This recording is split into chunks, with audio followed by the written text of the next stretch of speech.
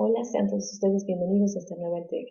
Continuamos con el siguiente tema que son infecciones respiratorias agudas, que por razones didácticas y por la amplitud del tema las hemos dividido en vía aérea superior y aquellas de la vía aérea inferior, considerándose aquellas de la vía aérea superior aquellas estructuras respiratorias que se encuentran por encima de la laringe y cabe mencionar que son las más frecuentes y su etiología que puede ser de tipo viral o bacteriano. Empezando con el primer tema, es el resfrío común, llamado también rinitis o rinosinusitis. Es una enfermedad vírica cuyo patógeno asociado con mayor frecuencia es el rinovirus, pero también puede ser producido por el adenovirus, por el coronavirus, el virus sincicial respiratorio, Coxsackie A y B, entre otros. Se da frecuentemente a principios del otoño y finales de la primavera. En menores de 5 años, generalmente pueden presentarse entre 6 a 8 episodios de resfriados al año, que van a ir disminuyendo con la edad. El más frecuente es que se ve en aquellos niños que acuden a las guarderías por el hacinamiento que existe en estos lugares. La patogenia de esta entidad es que se va a dar por una diseminación de aerosoles, ya sea de partículas pequeñas o partículas grandes que van a entrar en contacto directo con el epitelio nasal, provocando una destrucción del revestimiento epitelial en muchas oportunidades, pero también podemos encontrar que no hay ninguna lesión aparente.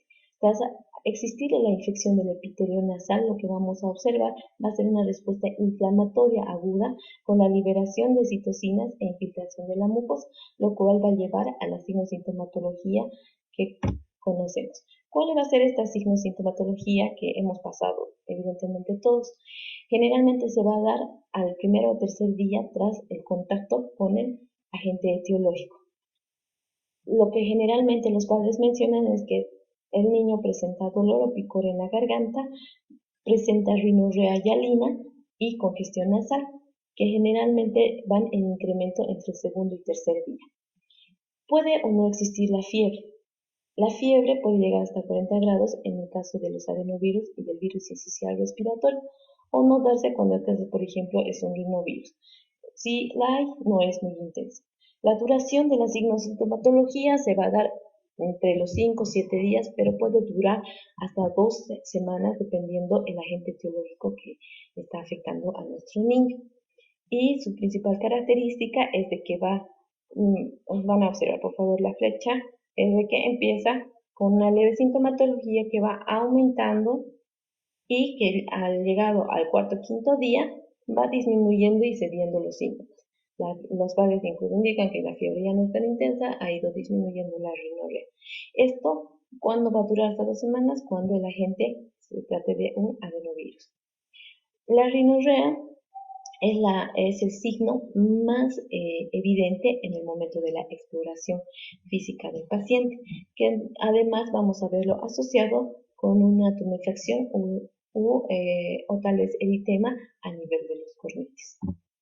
El diagnóstico, como pudimos ver, es clínico, ¿ya? Pero tras hacer el examen físico y la anamnesis, nosotros debemos descartar otras enfermedades que pueden simular un resfriado común, tales como la rinitis alérgica, donde no vamos a presentar fiebre, pero sí un prurito nasal importante, y en el laboratorio podemos encontrar eosinófilos nasales. En el caso de hacer diagnóstico diferencial con un cuerpo extraño, es que la secreción es maloliente, unilateral, puede o no ser purulenta o puede o no existir secreción nasal hemorragia dependiendo del cuerpo extraño que se encuentre en la fosa nasal. En el caso de sinusitis, la principal diferencia es el tiempo de duración de la sinusitomatología, el dolor facial y el edema periorbitario y la persistencia de la rinorrea. En el caso de la streptococcus, vamos a encontrar una secreción mucopurulenta. Como dijimos previamente, la rinorrea en los casos virales, como en el resfrío común, es hialina. Esta rinorrea mucopurulenta además nos va a producir excoriaciones a nivel de las lágrimas. En el caso de la tos ferrina va a ser el inicio de tos va a ser intensa y persistente. En el caso de la sífilis congénita, la rinorrea se inicia generalmente en los primeros 3 meses de vida. Los exámenes complementarios no son necesarios No son útiles ni para el diagnóstico ni para el tratamiento, pero sí para hacer una pesquisa o una investigación de cuál es el patógeno más frecuente en el chal, para lo cual nosotros podemos hacer la detección de la gente a través de la reacción en cadena de la polimerasa, detección de antígenos o por los métodos serológicos. También se puede hacer cultivos en el caso de que se vea asociado o complicado con agentes bacterianos o se sospeche de estos. Por ejemplo, cuando se sospecha de una infección por estreptococos de grupo A o Bordetella pertussis o difteria nasal. El tratamiento es netamente sintomático, no se utilizan antibióticos ya que la etiología es viral. Va a estar dirigido a controlar los signos de sintomatología, como ser la fiebre, que cuando está alta, entonces nosotros podemos dar un antipirético en oral. El ejemplo más claro es el paracetamol, a una dosis de 10 a 15 miligramos por kilogramo de peso dosis. En el caso de obstrucción nasal, no ha habido nada concreto en relación a esto, ya que pueden no ser útiles las gotas nasales suero-salino o bien podemos hacer una nebulización para poder aliviar la congestión. En el caso de la rinorrea, en algunos lugares se utilizan los antihistamínicos, pero que generalmente no son recomendados, ya que se reduce la rinorrea entre un 25 a 30%. En el caso de dolor de la garganta, en algunas ocasiones puede requerir el uso de analgésicos, y para lo cual nosotros utilizaremos lo más común, el paracetamol. No se aconseja el uso de la aspirina o ácido acetilsalicílico por el riesgo de presentar el síndrome de Rey. En el caso de tos, no es adecuado inhibirla, ¿ya? Más todavía en niños pequeños porque ellos no presentan expectoración. Y en el caso de antivirales tampoco se ha visto la utilidad de su administración, ya que su efecto es escaso sobre la duración de la sintomatología de nuestro paciente. Las complicaciones que puede presentar un niño con resfrío común, si bien no son muy comunes, puede ser una otitis media aguda, sinusitis o una agudización en el caso de los niños asmáticos. Y la mejor prevención que se puede realizar es el correcto lavado de manos. No existe quimioprofilaxis ni inmunoprofilaxis para esta entidad. Otro tema que vamos a tocar dentro del tracto respiratorio superior es la faringoamigdalitis aguda, que es un proceso agudo febril con inflamación de las mucosas del área faringoamigdalar, pudiendo presentar eritema, edema, exudado, úlceras o vesículas en esta área. Puede ser de etiología vírica o bacteriana, siendo la más representativa de esta entidad el estreptococo beta hemolítico del grupo A de Lancefiados. Su etiopatogenia: va a haber un compromiso amigdalino, donde se va a ver afectado el anillo de Waldecker, que puede ser de tipo, vamos a encontrar, según el agente etiológico, puede estar congestiva, como en el caso de los virus de la influenza, parainfluenza, adenovirus, entre otros, o también en el caso de los estreptococos o neumococos, si se trata de una entidad bacteriana. Puede encontrarse purulenta y membranosa. Si bien esto es más característico de los estreptococos, también uno puede presentar el adenovirus, con la diferencia de que en el adenovirus no van a ser tan blancas como vemos acá, no son tan purulentas. Y las vesiculosas, que lo vamos a ver en el caso del adenovirus o del herpes simple. ¿Cuál es la etiología? Como dijimos anteriormente, nuestro principal agente involucrado en este tipo de entidades es el estreptococo beta hemolítico del grupo A de Lancefield o Streptococcus pyogenes.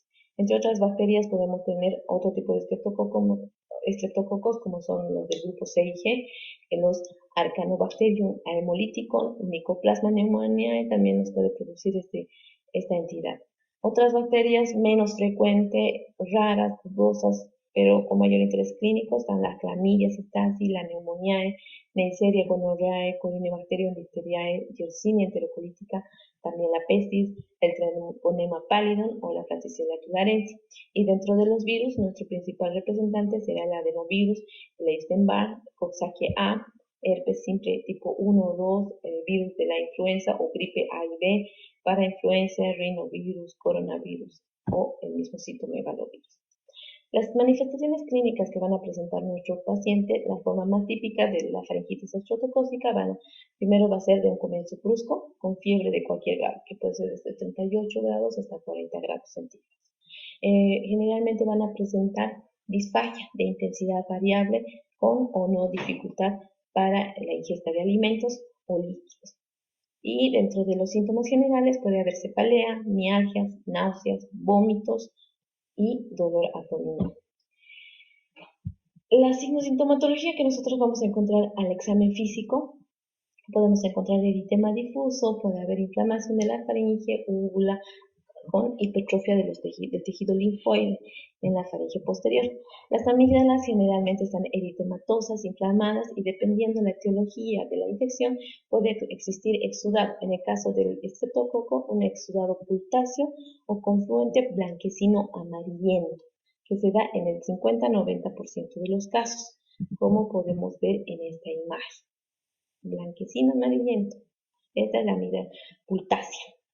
Y en el caso de los virus, acá podemos ver las petequias, e incluso vesículas podemos ver. ¿Ya? También al examen lo que nosotros vamos a encontrar a nivel cervical van a ser adenopatías, generalmente dolorosas al tacto y se hallan presentes entre el 30 a 60% de los casos. Además, cuando se trata por una bacteria, vamos a encontrar un aliento fétido en el paciente. Otras manifestaciones que nos pueden decir de que la infección está dada por un estreptococo beta hemolítico del grupo A del Lancefiel es la presencia de una erupción escarlatifuniforme.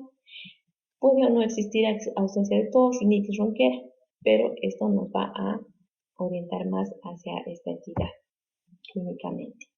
El diagnóstico se puede hacer por cultivo, por la detección antigénica rápida, donde vamos a ver la extracción e identificación del carbohidrato de la pared celular del estreptococo, y cuya muestra será obtenida a través del escobillado de las amígdalas y de la faringe posterior. El cultivo, igual que es la prueba de estándar, nos va a dar referencia al diagnóstico de infección por esta entidad, que en condiciones ideales tiene una sensibilidad del 90-95% con una especificidad del 99%. También podemos hacer una valor de determinación de anticuerpos en la faringoamigdalitis. El examen serológico para determinar el aumento de los anticuerpos antiestreptolicina, preferiblemente combinada con anticuerpos anti-DNasa B. El tratamiento. En niños no alérgicos, de inicio diremos que el tratamiento es generalmente con antibióticos, porque el agente principal es una bacteria, el estreptococo beta hemolítico del grupo A del Lancefiel. En los niños no alérgicos a la penicilina, podemos utilizar una penicilina B potásica o benzatina por vía oral durante 10 días. En menores de 12 años será de 250 miligramos cada 12 horas y en los mayores de 12 años 500 miligramos cada 12 horas. Otra opción es la penicilina G benzatínica, que es la más utilizada en nuestro país, cuya inyección será única, intramuscular y profunda. En menores de 12 años se recomienda una dosis de 600.000 unidades internacionales y en mayores de 12 años 1.200.000 unidades internacionales.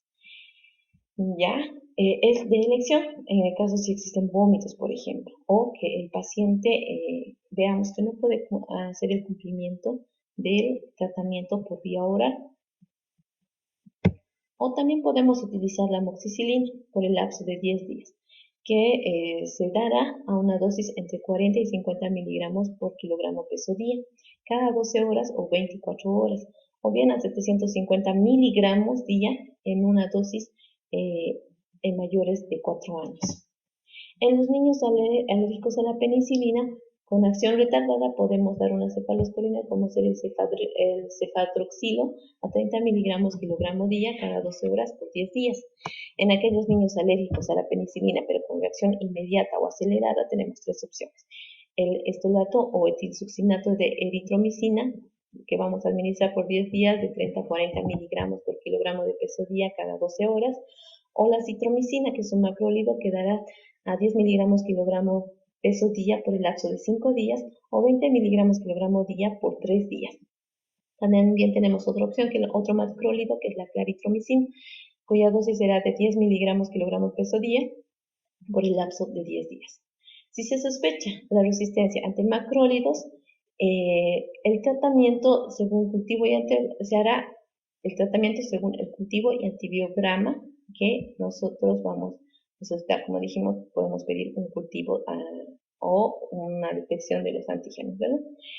Y si no es posible el examen bacteriológico, el tratamiento va a durar durante 10 días con un macrólido de 16 átomos, como la josamicin, que es a una dosis de 30 miligramos kilogramo peso día cada 12 horas, o diacetato de midecamicin a 20 miligramos kilogramo día cada 12 horas, o en última opción, como tercera línea, la clindamicina a 20 miligramos kilogramo peso día cada 12 horas por el lapso de 10 días.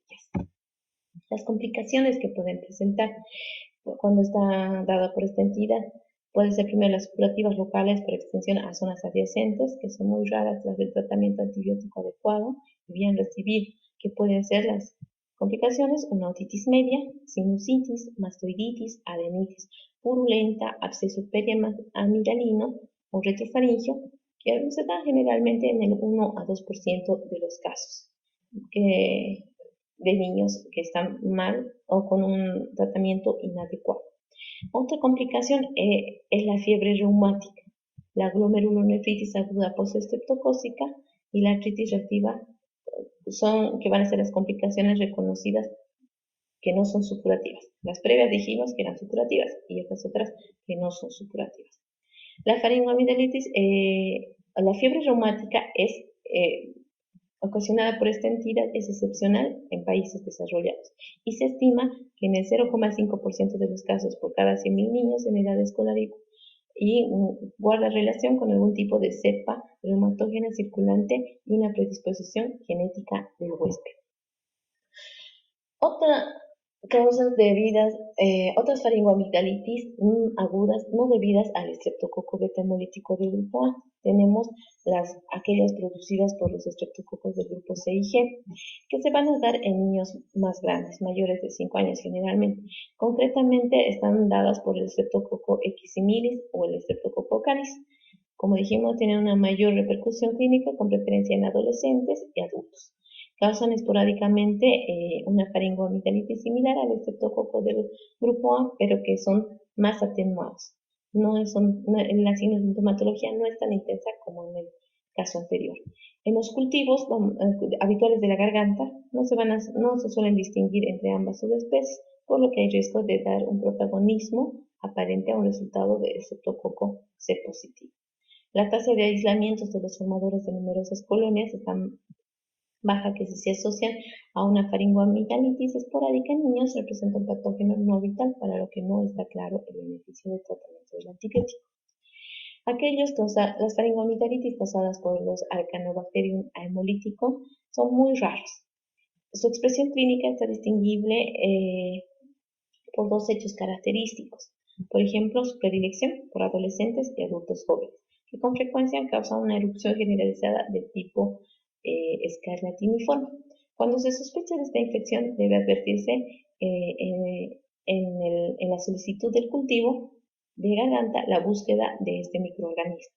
No está probado si es beneficiosa la terapia antibiótica, aunque el tratamiento con macrólidos reduce la duración de la signosintomatología. La faringoamigdalitis causada por el Mycoplasma pneumoniae está caracterizada porque en la clínica vamos a encontrar eritema e inflamación amigdalar, pero con menos frecuencia el exudado y la adenopatía cervical. Su tendencia a causar esta entidad puede ser recurrente, por lo que casi en todos los casos, si no hay síntomas de una infección viral y son de origen estreptocócico, debe considerarse este microorganismo.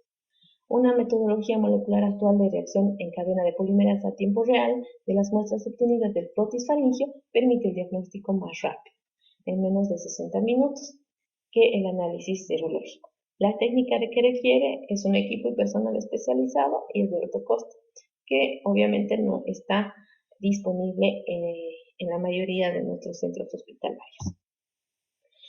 Las faringoamigdalitis producidas por virus, los más frecuentes serán aquellos producidos por el adenovirus, que se va a dar generalmente en menores de 5 años. El motivo de consulta o las manifestaciones clínicas que va a presentar nuestro paciente generalmente está dado igual por fiebre, que puede llegar hasta 40 grados centígrados, las amígdalas las vamos a encontrar inflamadas, con un punteado de exudado blanquecino, pero no es amarillento, y otras veces un exudado más amplio parecido al de la faringoamigdalitis estreptocócica. ¿Qué es lo que nos va a distinguir de la faringoamigdalitis? Que generalmente está asociado a una faringoconjuntival, que significa que puede existir asociado la conjuntivitis, una faringitis, además de existir rinitis y adenopatía cervical, y la fiebre que dijimos que puede llegar hasta 40 grados centígrados. En el caso del virus del Coxsackie A, su principal manifestación es la herpangina.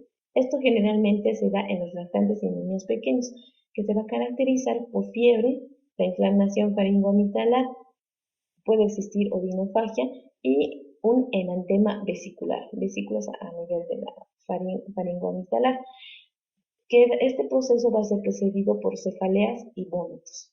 Las lesiones presentes en el paladar blando, yugula y pilares amigdalinos son pequeñas papulosvesículas de 1 a 2 milímetros que tienen un blanco grisáceo con una base eritematosa y que van a progresar generalmente a úlceras. Esta enfermedad también es llamada enfermedad de pie, mano, boca, y se observan las pequeñas vesículas dolorosas en la mucosa oral, lengua asociadas en exantema papulovesicular y en palmas de manos y pies. Entonces se pueden dar en estas dos formas. Herpangina, el punteado rojizo con pequeñas vesículas o papulovesículas blanquecino-grisáceas, y la enfermedad de pie, mano, boca, que se van a formar las pequeñas vesículas que van a ser dolorosas en la mucosa oral y en el paladar blando, incluyendo la lengua, y vamos a encontrar asociadas a un exantema papulovesicular en las palmas y las manos de los pies. Aquellas producidas por el virus herpes simple de tipo 1 se va a dar generalmente en niños pequeños, donde va a producir una gingivoestomatitis, cuya manifestación clínica será fiebre con enrojecimiento faringoamigdalar y ulceraciones circulares de 3 a 8 milímetros. Igual, van a ser dolorosas sobre las amígdalas, paladar blando y mucosa gingival y labios. El malestar va a estar presente, además de dificultad para ingerir los alimentos. Va a haber una disfagia igual, variable, también, que puede ser solo para la ingesta de líquidos, también puede ser para ingesta de líquidos y sólidos. Frecuentemente en este tipo de pacientes lo que nosotros vamos a encontrar es la adenopatía cervical. También puede causar faringitis en adolescentes y casi en la mitad de ellos tiene un pequeño exudado amigdalar. Aquellas producidas por el virus de Epstein-Barr van a originar la mononucleosis infecciosa, que generalmente se da en niños mayores y adolescentes. Las manifestaciones clínicas que ha de presentar nuestro paciente será fiebre, malestar general, las amígdalas muy inflamadas cubiertas de exudado amplio o membranas. Podemos encontrar hepatomegalia en el 10 al 15% de los casos, esplenomegalia en el 50% de los casos y una adenopatía cervical bilateral. Además, puede asociarse a edema periorbital o palpebral, y los niños más pequeños pueden tener una clínica más sutil, pero igual se ve muy afectado el pequeño, y puede estar acompañado de una erupción exantemática. La administración de amoxicilina generalmente provoca una erupción maculopapular, originándose en el 90% de los casos.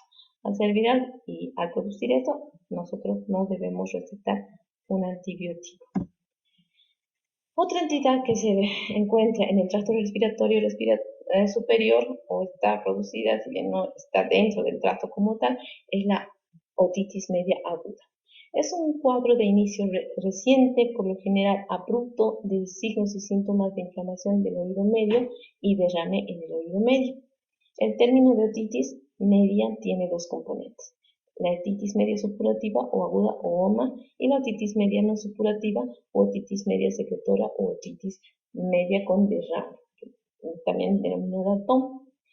Generalmente la clasificamos por términos de estudio como otitis media aguda sin perforación, otitis media aguda con perforación y la otitis media aguda con supuración. Debemos recordar la anatomía de la tuba auditiva. Debemos recordar que la trompa de Eustaquio comunica la cavidad del oído medio con la nasofaringe. Su función es la ventilación del oído medio, equiparando la presión atmosférica a ambos lados de la membrana timpánica y siendo un conducto fisiológico de drenaje del oído. Esta entidad generalmente se da entre los 12 y 24 meses de edad y en la edad escolar. Se da más frecuentemente en niños y se ve asociado con factores de riesgo como ser la raza, ya que se ha presentado más en la raza blanca, en nativos americanos e indígenas australianos, menos frecuente en la raza negra. Antecedentes genéticos, por ejemplo, se ha visto que si el gemelo monocigótico enferma, el otro gemelo igual tiene la predisposición de enfermar. También se ha visto asociada con el nivel socioeconómico, con el hacinamiento, con las condiciones higiénicas limitadas que puede tener el ambiente del menor. También la lactancia materna, ya que una lactancia materna exclusiva protege de esta entidad, lo cual se han hecho varios estudios en relación a la leche artificial. La exposición al humo de tabaco también ha sido un factor de riesgo predisponente para esta entidad, como también la exposición a otros niños, que también está relacionado con el nivel socioeconómico, el hacinamiento. La estación del año generalmente se ha visto esta entidad más frecuente en los climas templados cuando se halla en los meses de frío. Las anomalías congénitas también van a predisponer, es un factor de riesgo ya que van a predisponer a esta entidad en el caso de que presenten hendiduras palatinas que no han sido corregidas, paladar hendidos, mucoso, ya que todo esto va a producir una deficiencia en el funcionamiento de la trompa de Eustaquio. El estado vacunal sería conveniente también ver si es que nuestro paciente tiene la vacuna antineumocócica, ya que este es uno de los agentes que va a producir la otitis media aguda. Otros factores que se han visto asociados es el chupete o chupón y la asistencia a guarderías. La principal etiología es bacteriana, siendo su principal agente el Streptococcus pneumoniae, como segundo la Haemophilus influenza, Moraxella catarrhalis y el Streptococcus pyogenes. Dentro de los virus se han visto asociados el virus incisional respiratorio, el virus de la influenza o gripe, el adenovirus, el rinovirus, el coronavirus, el enterovirus, parainfluenza y el metaneumovirus.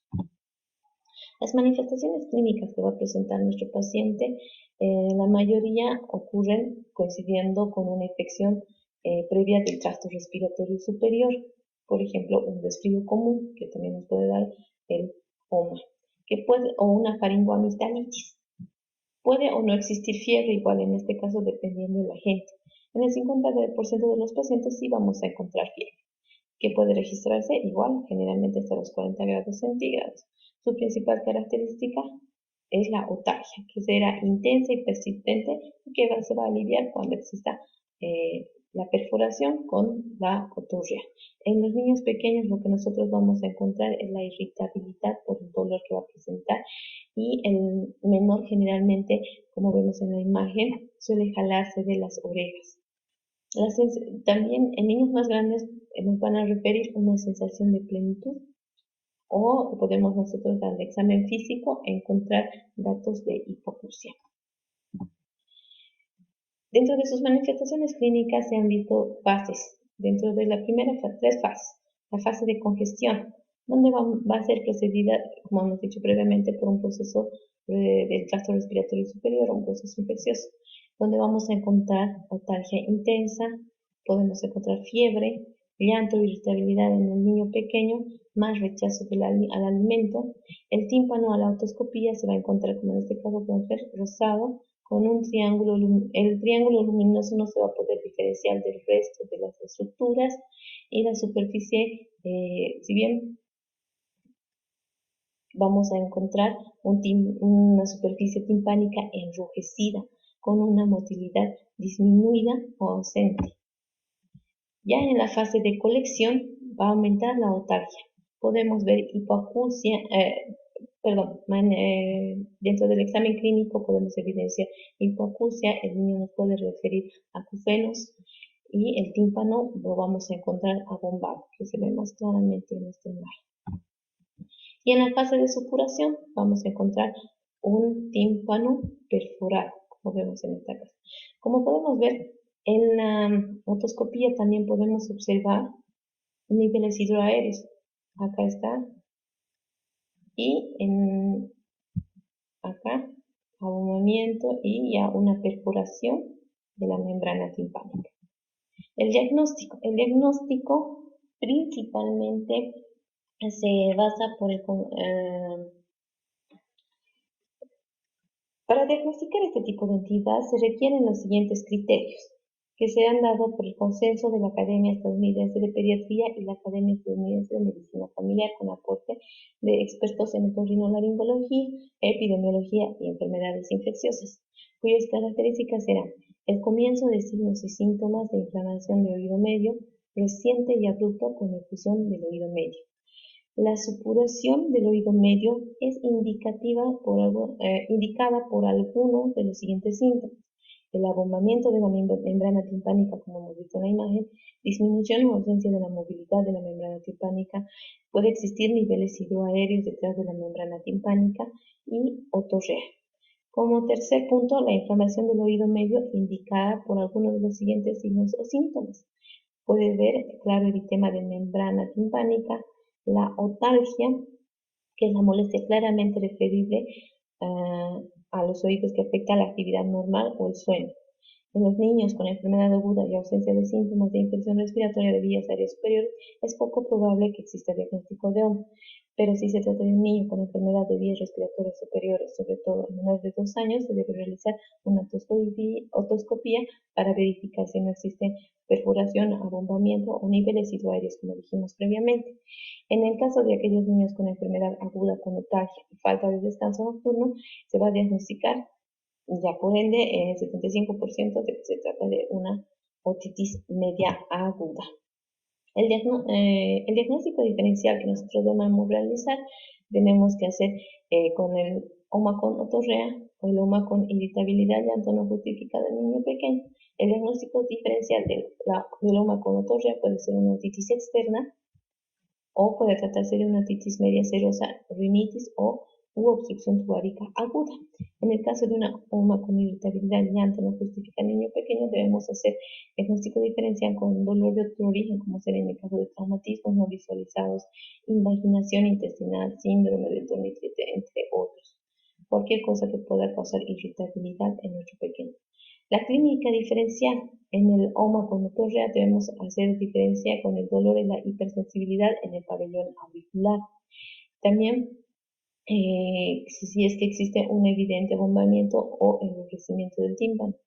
Y debemos obviamente siempre realizar la otoscopía para ver si es patológica o no y descartar otras enfermedades. El tratamiento. El niño con diagnóstico de OMA, el tratamiento será a base de amoxicilina, 80 a 90 miligramos por kilogramo de peso día, que va a estar cada 8 horas por 5 o 7 días, incluso hasta 10 días, dependiendo del compromiso del paciente. Si existe un fracaso clínico, si no vemos nosotros mejoría entre las 48 y 72 horas de tratamiento, debemos rotar el antibiótico. Podemos pasar a amoxicilina más ácido clavulánico a una dosis de 80 miligramos kilogramo peso día a razón de la amoxicilina, igual cada 8 horas por 5 incluso hasta 10 días. En los niños mayores de 2 años sin factores de riesgos ni factores de mal pronóstico evolutivo, una alternativa a la antibioticoterapia es el tratamiento analgésico con reevaluación al cabo de 48 horas. Cuando tenemos ya un niño con diagnóstico, hemos hecho la otoscopía y evidenciamos la afectación intensa con los signos de sintomatología característica de esta entidad o una otalgia importante. En caso de menores de 6 meses, vamos a iniciar directamente con amoxicilina más ácido clavulánico a 80 miligramos por kilogramo de peso día, que la vamos a repartir cada 8 horas por el lapso de 7 a 10 días. Si falta respuesta a la clínica o el tratamiento no está siendo apropiado, vamos a realizar una tímpanocentesis. Además, podemos hacer un tratamiento de cultivo y podemos también hacer una tinción GRAM y el cultivo con el antibiograma. En niños con posible OMA, debemos procurar efectuar un diagnóstico de seguridad. Si el cuadro es leve o moderado, debemos ver si podemos tomar una medida expectante, pero si el cuadro es intenso, debemos valorar el inicio del tratamiento, ya sea con la amoxicilina asociada o no al ácido clavulánico, según la edad y los antecedentes que presente nuestro paciente.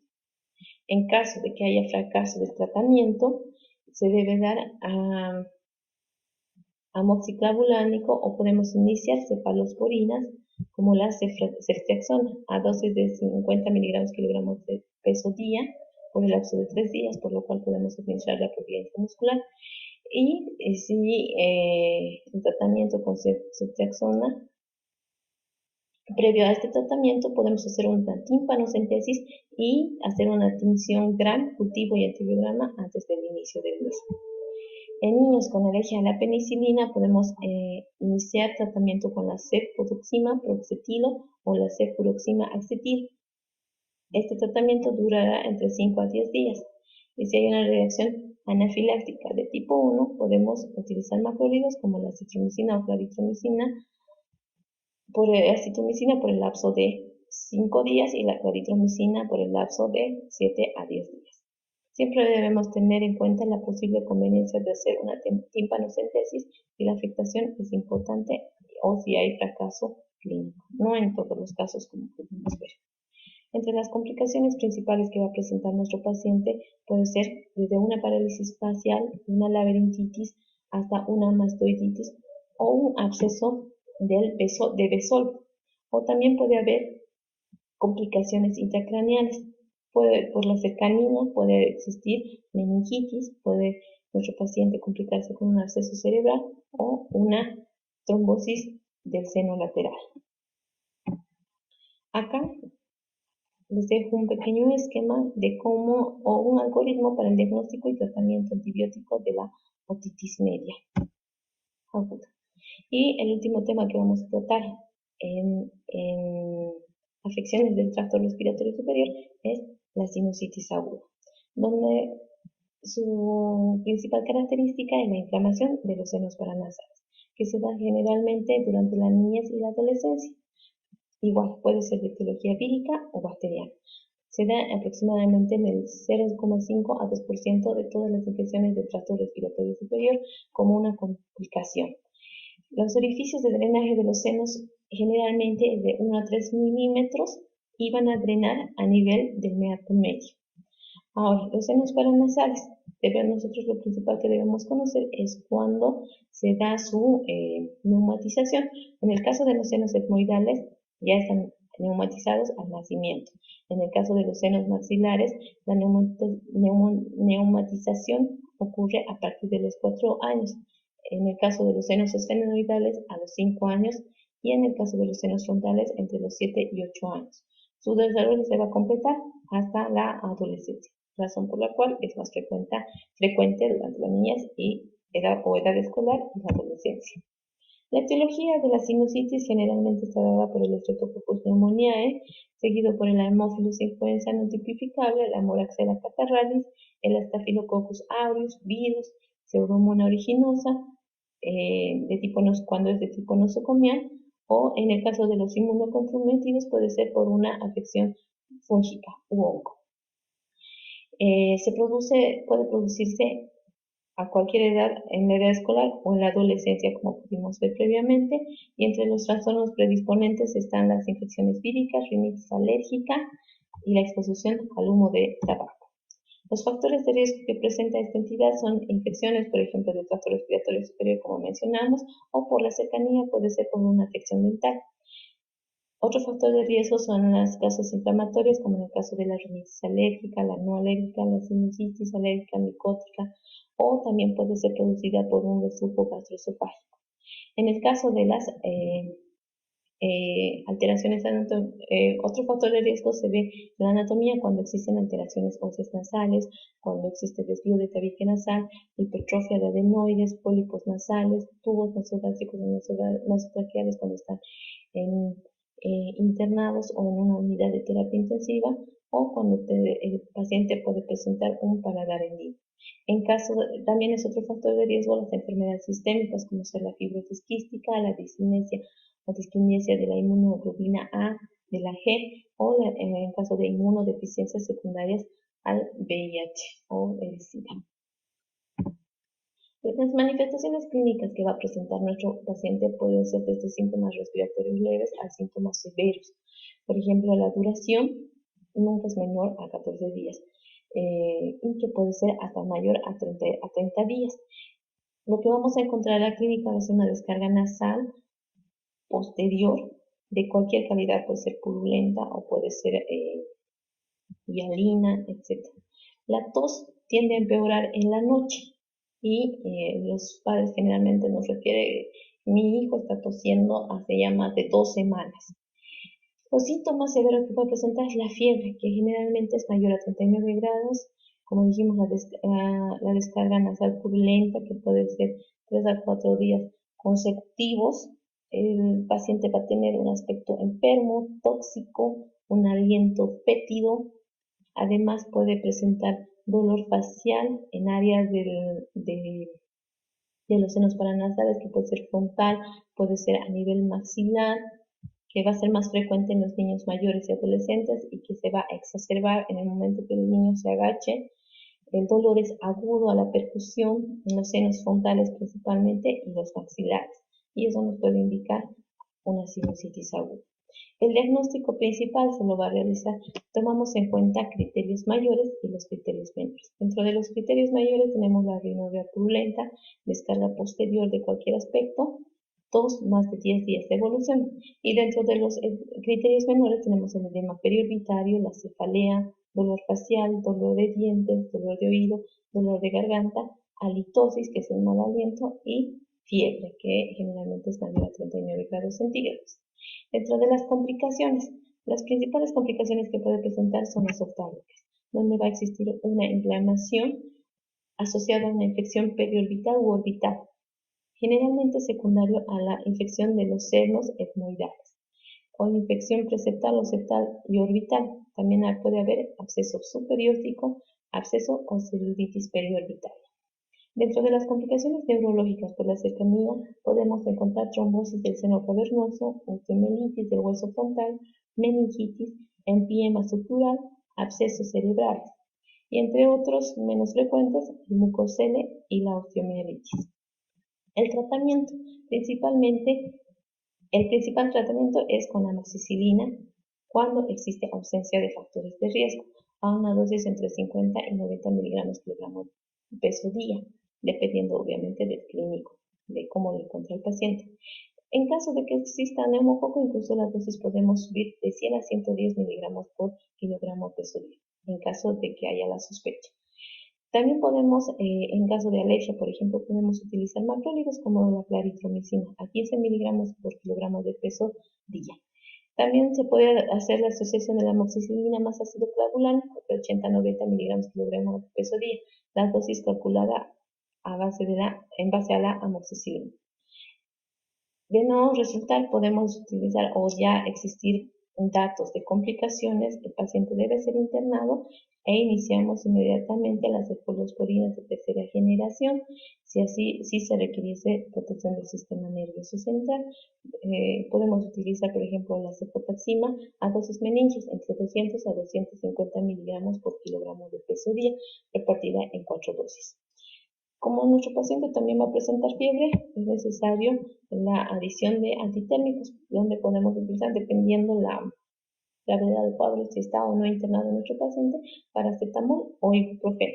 En caso de estar internado, haya presentado tal vez alteración incluso de la conciencia, si es que la complicación fue intracraneal, podemos utilizar incluso metamizol. Los antihistamínicos solamente se utilizarán si está la entidad asociada a una rinitis alérgica. En caso de complicaciones, vamos a solicitar además la valoración por el otorrinolaringólogo pediatra, el oftalmólogo pediatra y el neurocirujano pediatra, dependiendo si no ha habido abscesos, ¿no? Por eso se hace la valoración. Y como dijimos, vamos a ver si es que el tratamiento lo vamos a realizar de manera hospitalaria, intrahospitalaria o extrahospitalaria. En caso de existir abscesos, se hará el drenaje correspondiente a cargo del neurocirujano, del oftalmólogo, dependiendo de dónde se encuentre el mismo. La duración del tratamiento generalmente se da entre 7 a 10 días. Otros recomiendan incluso hasta 14 días. Pero si el paciente no mejora a las 72 horas, se debe considerar el cambio o el lote de antibiótico. Bueno, con esto hemos terminado la primera parte. Cualquier duda o pregunta las hacen llegar al foro de debate y vamos a continuar posteriormente con el siguiente tema que es infecciones respiratorias agudas del tracto respiratorio inferior. Gracias.